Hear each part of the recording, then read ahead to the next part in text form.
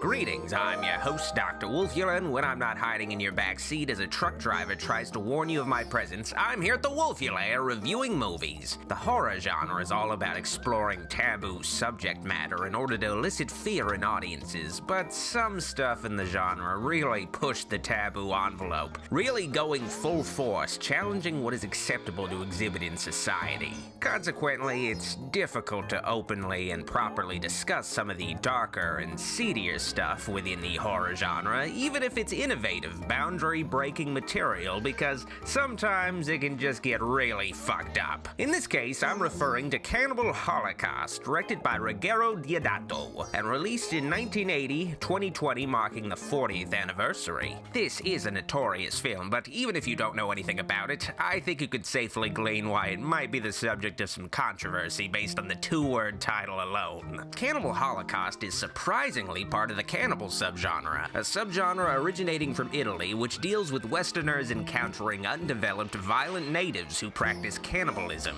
A collision course with hilarity! Cannibal films trace back to Mondo films, a documentary subgenre originating also from Italy, where the objective isn't necessarily to inform people about other cultures so much as it is to just weird people out, or just give something weirdos can jack off to. Mondo films are usually staged and made only to resemble a documentary, and they often center on shocking, sexual, and/or violent subject matter around the world. Eventually, the bizarre hallmarks of Mondo films and its culture shock fixation on depicting scary Stone Age natives deep in jungles was adapted to a purely narrative structure, completely removing the pretend documentary middleman. I mean, let's face it, people just want to see cannibals eating dumb white people. Might as well put your budget into playing it up as much as possible instead of staging shit to present some make-believe reality. And thus, the cannibal subgenre was born into the world. Films strictly made to shock and/or give weirdos something to jack off to. The director of Cannibal Holocaust, Ruggero Deodato, himself is claimed to be the forefather of the cannibal subgenre, but in reality, he's more like the foreuncle or something. The film that really launched what was known as the cannibal boom of the 70s was 1972's Man from Deep River, directed by Umberto Lenzi, which was basically a ripoff of A Man Called Horse, just with cannibal natives instead of your garden variety natives. Deodato was brought on to make a follow-up to Lenzi's film, Last Cannibal World, when Umberto Lenzi declined to direct it. After Last Cannibal World's success, Deodato was commissioned to make a successor, which was originally titled Green Inferno, but eventually became known by its more familiar title, Cannibal Holocaust. Cannibal Holocaust popularized the cannibal subgenre and is the most widely known to this day, receiving widespread publication upon its release, becoming a magnet of controversy amongst its similar but obscure peers. Why did Cannibal Holocaust receive so much negative press? Well, for one thing, not only is the film about cannibals, it's also the first horror film to utilize found footage elements long before your last broadcast and your Blair Witches and your paranormal activities. It was unfortunately not the best way to introduce people to the found footage concept through cannibals. The innovative, realistic approach convinced people in Italy that Cannibal Holocaust was a snuff film, and based on watching it, I don't blame them for making the assumption. Now, usually if you're accused of killing someone who isn't actually dead, seeing those people still walking around alive would eventually clue people into realizing you aren't a murderer. Unfortunately, in a misguided attempt to preserve Cannibal Holocaust realism, the producers had the actors sign contracts preventing them from making any media appearances for a year.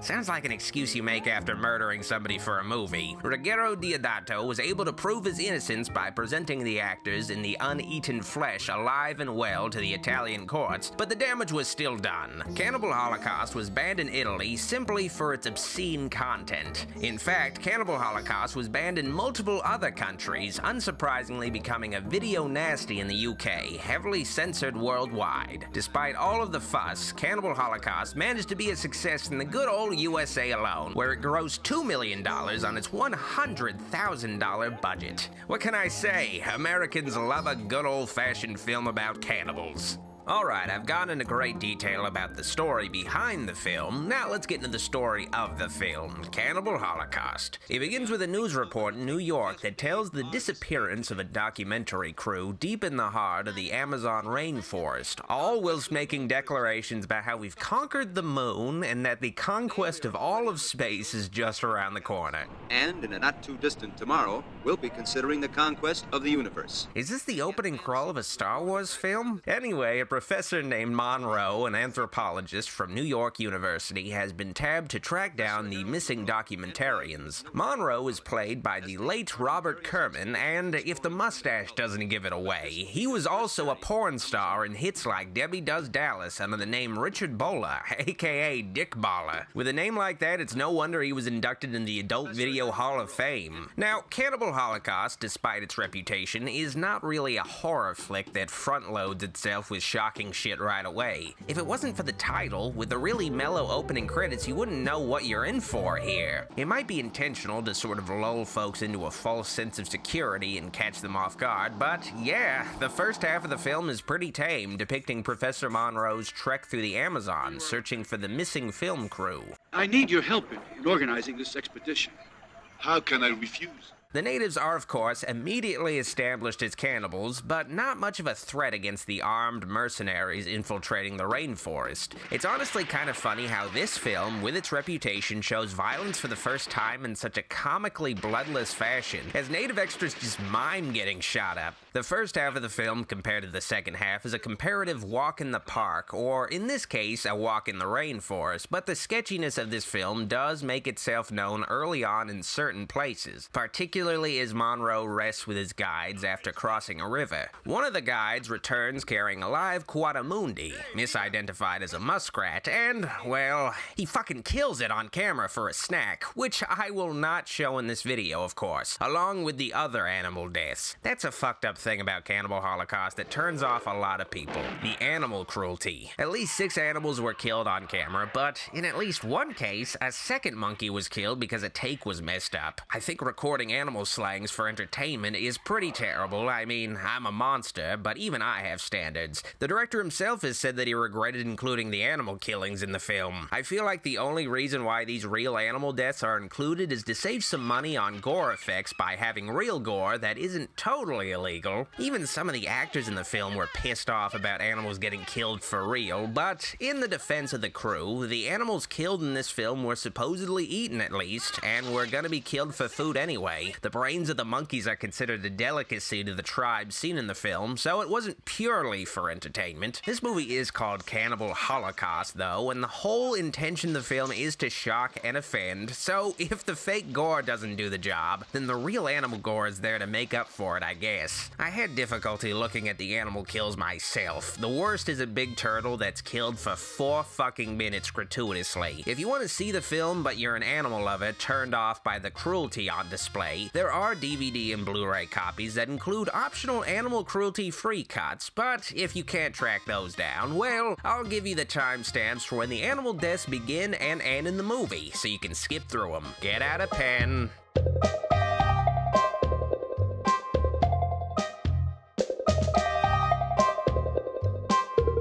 Alright, you wrote them all down? Good. Let's move on, you giant fucking pussy. Really though, the first half of the film with Professor Monroe was a long setup and it's a little dull. It feels like a long prologue as the guy tries to win the trust of one of the local tribes called the Tree People, the Yanomamo, who are reclusive and at war with the Shamatari tribe. The natives depicted in the film are real, of course. That's part of the appeal of making these cannibal films. You can make them on the cheap like a Mondo doc and don't have to pay these people, who probably think it is just a documentary they're participating in. I mean, even the American and Italian actors were barely paid. Some of them were even paid in pesos for less than what was agreed. It goes without saying that the production of this film was not smooth or ethical. Ruggero Deodato treated a lot of the performers like shit and put them in a lot of dangerous situations, especially the natives, and it's clear that he's a total asshole. But, you know, if you're making movies like this, you're probably not going to be on the up and up. Another example of this lack of ethics is that Francesca Chiardi, who plays Faye in the Green Inferno segments of the film, was forced by Deodato to shoot nude scenes in the film against her wishes. Of course, Chiardi also tried to have sex with her co-star, Gabriel York, for real in order to cut tension before their sex scene together, but he refused, which pissed her off. Man, she had to go to the Amazon, be topless, and not get dick? Aw, man.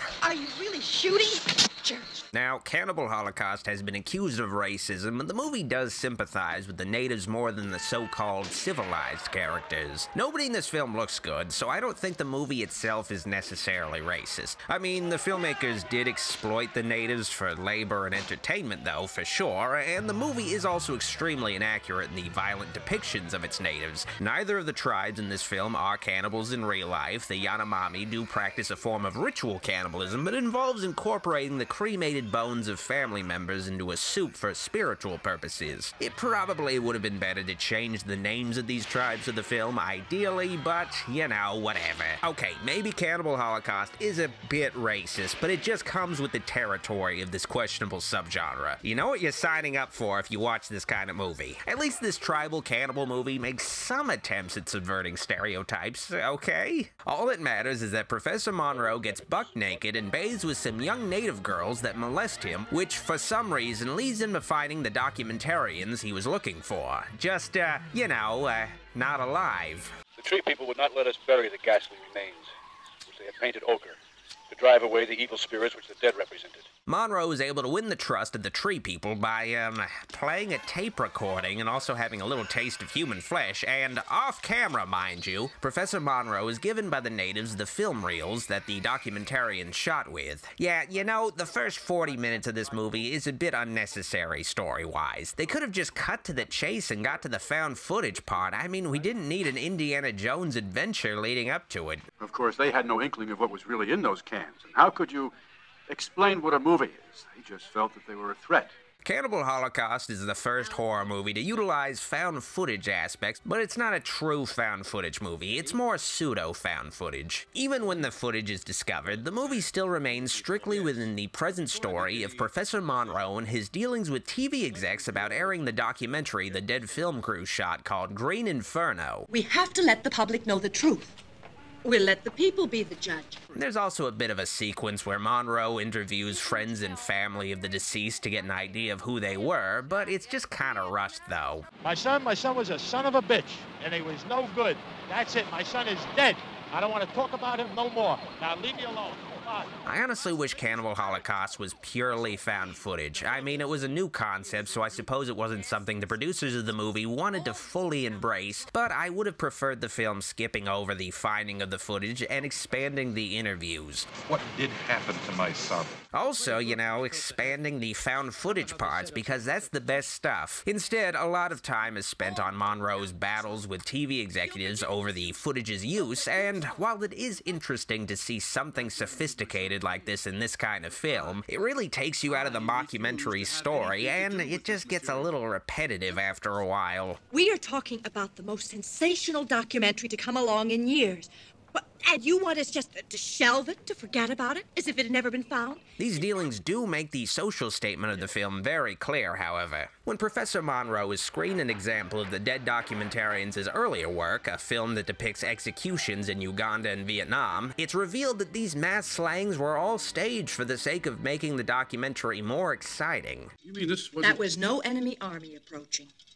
Alan paid those soldiers to do a bit of acting. Now, the director of this film, Ruggero Deodato, has gone back and forth about whether this film has social commentary or not. Sometimes he said that this is just a movie simply about cannibals, nothing more. He's a shifty motherfucker. But when he does say that there is social commentary, the man has said that the film was inspired by how the media in Italy handled coverage of the terrorist attacks by the Red Brigades. Cannibal Holocaust can very easily be interpreted as a commentary on sensationalism in the media. Today, people want sensationalism. The more you rape their senses, the happier they are. If it bleeds, it leads, after all, and if it's not bleeding, well, there are certain journalists out there willing to fabricate or even actually cause some bleedings. This has always been an issue, and with 24-hour news channels and the internet, this commentary is even more relevant today, making Cannibal Holocaust ahead of its time in a lot of ways. Would you like people to make money off your misery? Cannibal Holocaust also acts as a commentary on the Mondo films that spawn cannibal films. People don't want to see natives depicted with accuracy. That's boring. They want to see violent cannibals, so in order to give audiences that more exciting fantasy, you have to warp reality through film. Things like this happen all the time in the jungle. It's survival of the fittest. In the jungle, it's the daily violence of the strong overcoming the weak.